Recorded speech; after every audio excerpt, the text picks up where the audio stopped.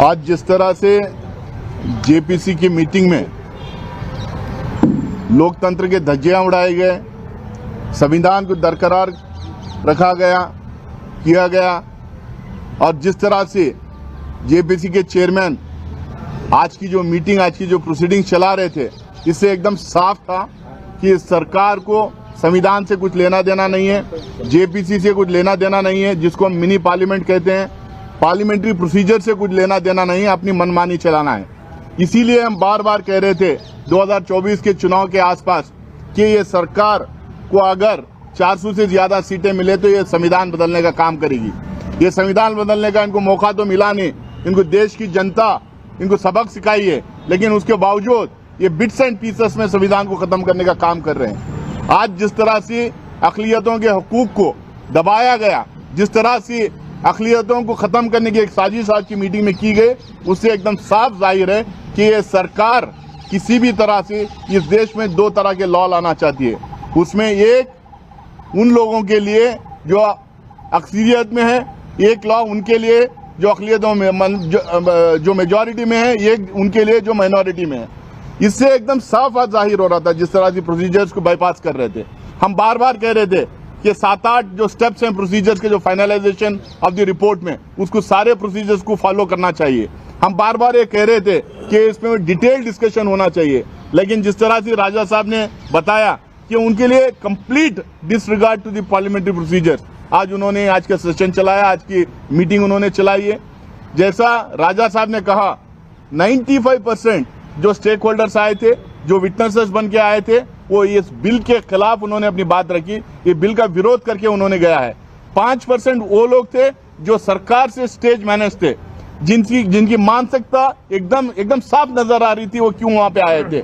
ना वो stake holder थे, ना उनको वक्त से कुछ लेना देना था। हम कह रहे थे कि ये 95% या 100% जो स्टेक होल्डर्स आए थे, उनके मिनट टू मिनट उनका जो मिनट्स है वो हमारे सामने रखा जाए, सारे मेंबर्स को दिया जाए, वो नहीं दिया गया। जो स्टेक होल्डर्स को हम लोगों ने सवाल जो पूछे थे, उनके जो रिप्लाईज आए थे, उसका हम लोगों ने पूछा कि उसको सारे मेंबर्स को प्रोवाइड करो, लेकिन उसका कोई खुलासा नहीं था। उसने हम लोगों को कोई उसका सर्कुलेशन नहीं किया। हम लोगों ने कहा कि जो मिनिस्ट्री ऑफ माइनॉरिटी अफेयर्स, जो जेपीसी के इतने सारे प्रोसीडिंग्स में जो बैठी हुई थी, उनकी रिपोर्ट की कॉपी हम लोग को दें, ताकि उनसे हम लोगों को पता चलेगा कि इसमें ये 34-35 मीटिंग जो चले उसमें उसका निष्कर्ष क्या है करके, वो दिए नहीं। पिछले 3 स्टेट्स में जहां हम गए थे, पटना, लखनऊ और बिहार में जो मीटिंग्स हुए, जिनको 7 दिन 10 दिन का टाइम दिया गया था रिप्लाई करने के लिए, वो रिप्लाईज हम लोग को प्रोवाइड नहीं किया गया। अचानक रात के 11:30 बजे ये कुछ अमेंडमेंट जो प्रपोज किए गए थे, वो अमेंडमेंट को कंसोलिडेट करके हम लोग को भेजते हैं और कहते हैं ये कल क्लॉज टू क्लॉज डिस्कशन है। भाई, जब स्टेक होल्डर्स की डिपोजिशन हो गया, जब विटनेसेस आके चले गए, जब मिनिस्ट्रीज आके डिपोज किए, उसके बाद में जेपीसी के मेंबर्स को आपस में क्लॉज टू क्लॉज डिस्कशन करना चाहिए।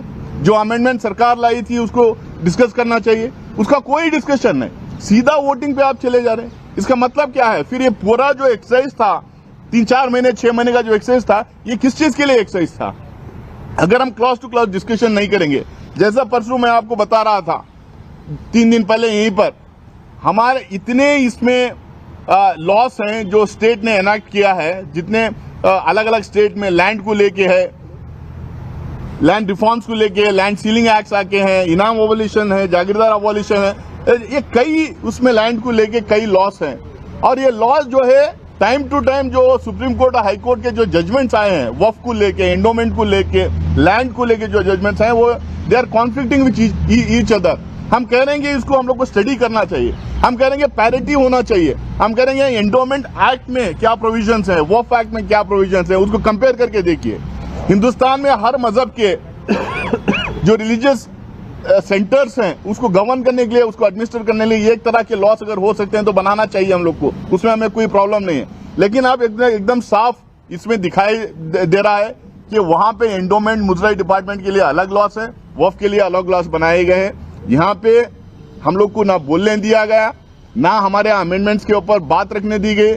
जो मूवर है अमेंडमेंट का, उसको 1-2 शब्द जनरली पार्लियामेंट में बोलने दिया जाता है, यहाँ पे बोलने नहीं दिया गया और पूरे तरह से बुलडोज करके इस बिल को लेके आ रहे हैं। सिर्फ और सिर्फ इनकी मंशा ये है, एक, दिल्ली इलेक्शन में उसका फायदा उठाएं, दूसरा इनको जो है ये माइनॉरिटीज को इस देश में सेकेंड ग्रेड सिटीजन बनाने के राह में जो है उस डायरेक्शन में ये पहला स्टेप है। बहुत बहुत शुक्रिया आप लोगों का।